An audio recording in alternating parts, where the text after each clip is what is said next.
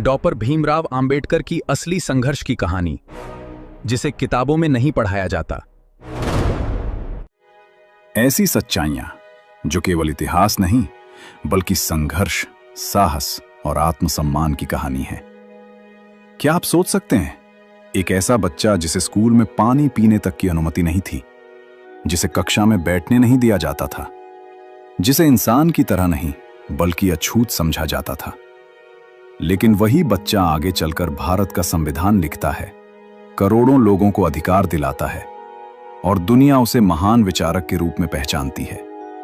आज हम जानेंगे डॉक्टर भीमराव आंबेडकर की असली संघर्ष कहानी, वो सच्चाई जो आपकी सोच बदल सकती है। इसलिए वीडियो को अंत तक जरूर देखें। डॉक्टर भीमराव आंबेडकर का जन्म 14 अप्रैल 1891 को मध्य प्रदेश के महू में हुआ था। वे महार जाति से थे, जिसे उस समय अछूत माना जाता था। बचपन से ही उन्हें भेदभाव का सामना करना पड़ा। स्कूल में उन्हें कक्षा के अंदर बैठने की अनुमति नहीं थी। उन्हें जमीन पर बोरी बिछाकर बैठना पड़ता था। शिक्षक उनकी कॉपी छूने से बचते थे। पानी पीने के लिए कोई ऊंची जाति का छात्र या चपरासी ऊपर से पानी डालता था। यदि कोई उपलब्ध न होता तो उन्हें प्यासा रहना पड़ता था। सोचिए, एक छोटे बच्चे के मन पर इसका कितना गहरा असर पड़ा होगा। एक बार वे अपने भाई बहनों के साथ अपने पिता से मिलने जा रहे थे। रास्ते में बैलगाड़ी वालों ने उन्हें बैठाने से मना कर दिया क्योंकि वे अछूत थे। घंटों तक वे सड़क किनारे इंतजार करते रहे। प्यास, भूख और अपमान का वो अनुभव उनके जीवन में हमेशा के लिए दर्ज हो गया। इतनी कठिन परिस्थितियों के बावजूद उन्होंने पढ़ाई नहीं छोड़ी। उनके पिता शिक्षा का महत्व समझते थे और उन्हें लगातार पढ़ने के लिए प्रेरित करते थे। भीमराव घंटों पढ़ते थे क्योंकि उन्हें विश्वास था कि शिक्षा ही सम्मान दिला सकती है।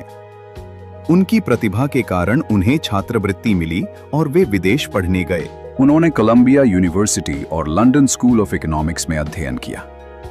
उन्होंने अर्थशास्त्र, कानून, राजनीति और समाज शास्त्र जैसे विषयों में गहराई से ज्ञान प्राप्त किया। उस समय किसी अछूत वर्ग के व्यक्ति का विदेश जाकर उच्च शिक्षा प्राप्त करना असाधारण उपलब्धि थी। भारत लौटने के बाद भी उन्हें भेदभाव से मुक्ति नहीं मिली। उच्च शिक्षा प्राप्त करने के बावजूद लोग उनके साथ बैठना नहीं चाहते थे। उन्हें किराए पर घर नहीं मिलता था और समाज उन्हें स्वीकार करने को तैयार नहीं था। लेकिन उन्होंने हार नहीं मानी। उन्होंने तय किया कि वे केवल अपने लिए नहीं बल्कि पूरे समाज के लिए लड़ेंगे। उन्होंने छुआछूत और सामाजिक अन्याय के खिलाफ आवाज उठाई।